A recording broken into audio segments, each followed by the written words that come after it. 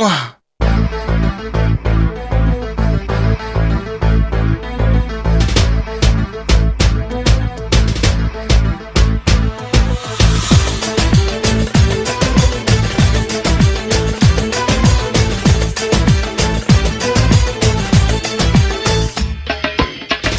koluna evin adamını, beni orta yerinden çatlatıyor.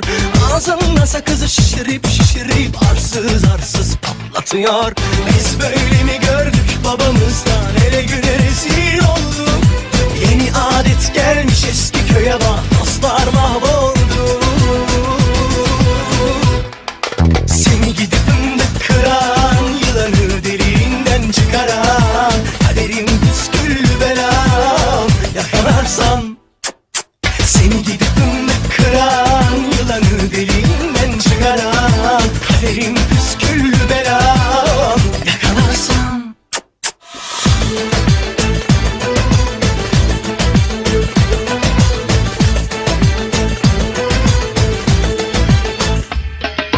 Takmış koluna elin adamını, beni orta yerinden çatlatıyor.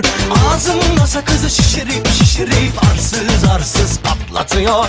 Biz böyle mi gördük babamızdan, hele güne rezil olduk.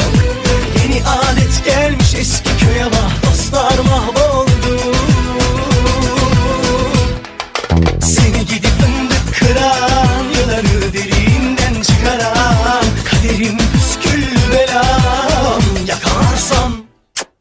Seni gidip fındık kıran, yılanı deliğinden çıkaran, kaderim püsküllü belam yakalarsam. Ocağına düştüm yavru, kucağına düştüm yavru, sıcağına düştüm yavru, el aman. Ocağına düştüm yavru, kucağına düştüm yavru, sıcağına düştüm yavru, el aman.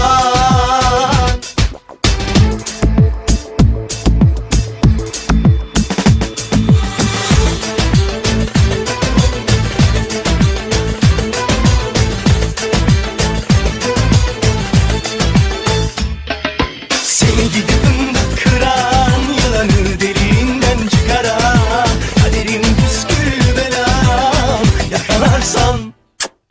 Seni gidip fındık kıran, yılanı deliğinden çıkaran, kaderim püsküllü belam yakalarsam. Seni gidip fındık kıran, yılanı deliğinden çıkaran, kaderim püsküllü belam yakalarsam. Seni gidip fındık kıran, yılanı deliğinden çıkaran, kaderim püsküllü belam yakalarsam.